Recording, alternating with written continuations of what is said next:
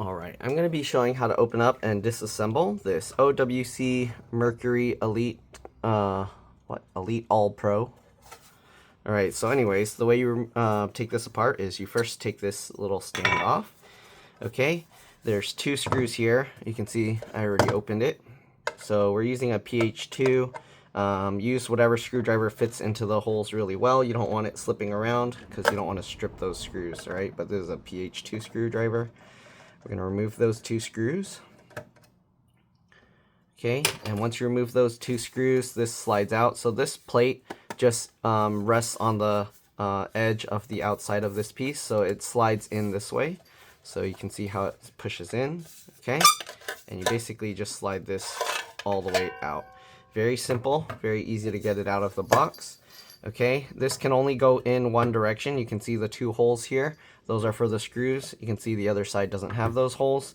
And also you can see how this has the metal plate here, which is a lot wider than this. So you can't just like stick that in. Okay, so it can only go one way. You need to line up these holes with these holes, and then you push it in from this side, okay? And that's how you would put it back in. You would just take it, line it up, and slide it back in, and that's it. All right, then put those two screws. So anyways, now that you know how to put that back, because I'm gonna leave this out, I need to recover data for the customer. Basically, they don't, no longer have, either these connections don't work anymore, or they don't even have the cables. So anyways, we're gonna go ahead and remove the two screws on each side here. So there's 4 screws holding the hard drive in. Okay, so we'll remove those as well. Just like this. This one is super easy to get apart. Alright, so get that guy out, and we'll get this guy out. Oops. Don't lose the screws if you want to put it back together. Okay. Then we'll get the other two. And that's all we need to take out to remove the hard drive from here. It's actually very simple, okay? This one's very nice and easy to get apart. After you remove those 4 screws, you just push the drive over this way. You can see how it slides out. The connector is there. It's just a normal SATA hard drive connector. This is a 3.5 inch, 3.5 inch SATA hard drive. And if you're going to use one of those USB adapters, you need to make sure that it has external power. Because it needs that power to run this hard drive. If you plug it in without one, you can damage the drive. So yeah, make sure that you're getting one with external power. And when you plug it in, you want to plug in the power first, then connect it to the hard drive, and then plug it in. Or you can plug the thing to the hard drive, plug in the power, and then once it spins up and everything, you can plug in the USB. If it doesn't spin up, then that's okay, because some drives, they don't spin up until it detects that it's trying to read data.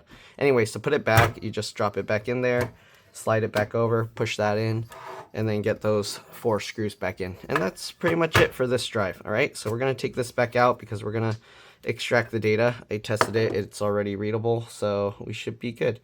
All right, so that's pretty much it. Hopefully this video helped you guys out. If it did, please like, comment, subscribe, share my channel with others so that they can learn how to upgrade and repair their devices as well. And if it helped you save a bunch of money, please consider contributing a little to the channel. Every little bit helps and allows me to continue making these videos for a living. All right, if you can't help out that way, it would help a lot if you could watch a few of my other videos and then like and comment on those as well, because that's what the algorithm likes to see. Anyways, let me show you what adapter I use to read this. There's all different kinds. You don't need to use a specific one, but this one, okay, it has the power connector, and then it has this. Usually this, I believe, is a 12 volt. Let me see. Yeah, so this specific adapter is 12 volt, 2 amps, but usually the hard drives don't use that full amount of power. If you look at this, it's rated 5 volt, 400 milliamps, and 12 volt, 800 milliamps. So yeah, it's a lot less than the 2 amps that I have available. But it's always better to have more amperage available for the drive than not enough. Okay, so again, that's pretty much it. Hopefully this helped. The one I'm using is Anchor. They have a lot of off-brands. They all work pretty much the same thing. You can get those super cheap ones. You don't need to get the specific ones. You can even get the ones from like AliExpress or Temu and stuff. They all work the same. Again, the main thing is make sure that you have the power adapter if you're using a 3.5-inch SATA hard drive. If you're using the small laptop 2.5-inch SATA hard drives, the USB power alone is actually enough. So you don't need the charger here if you're plugging it into old laptop kind of hard drives, okay? So I'll show you what I mean. These are those laptop hard drives, like these small ones, okay? Much smaller than this 3.5-inch SATA hard drive. Okay, and that's pretty much it. Again, hopefully it helped. Thanks for watching, and I'll see you on the next one. Drop this. Bye.